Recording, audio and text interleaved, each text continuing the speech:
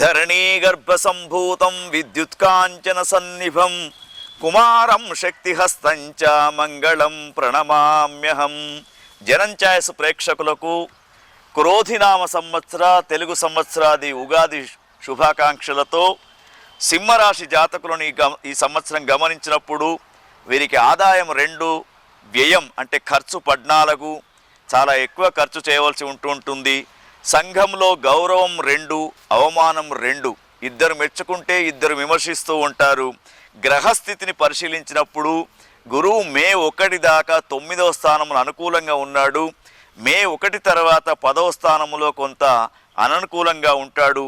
కానీ వీరికి అన్నిటికంటే 7వ స్థానంలో శనిగ్రహం ఉంది కాబట్టి, అదేవిధంగా రాహువు 8వ స్థానంలో, కేతువు 2వ స్థానంలో ఉన్నాడు కాబట్టి వీరికి అనుకోనటువంటి ప్రమాదాలు ఎదురయ్యే అవకాశం ఉంది.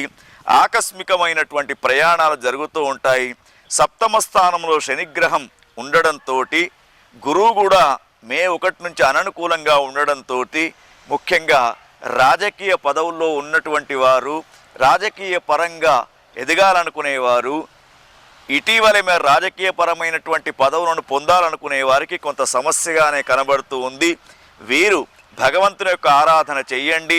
ముఖ్యంగా శనిగ్రహానికి సంబంధించినటువంటి దుర్గామాతకు సంబంధించినటువంటి పూజాది కార్యక్రమాలు చేసుకోండి.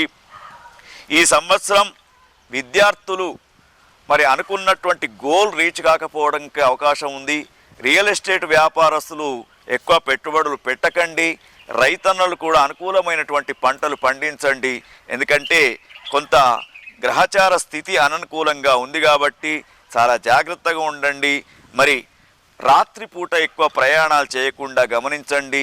ఆంజనేయ స్వామి, లక్ష్మీ నరసింహస్వామి యొక్క పూజాది కార్యక్రమాలు చేసుకోండి. మీకు అనుకూలంగా ఉంటుంది. ఓం తత్సత్.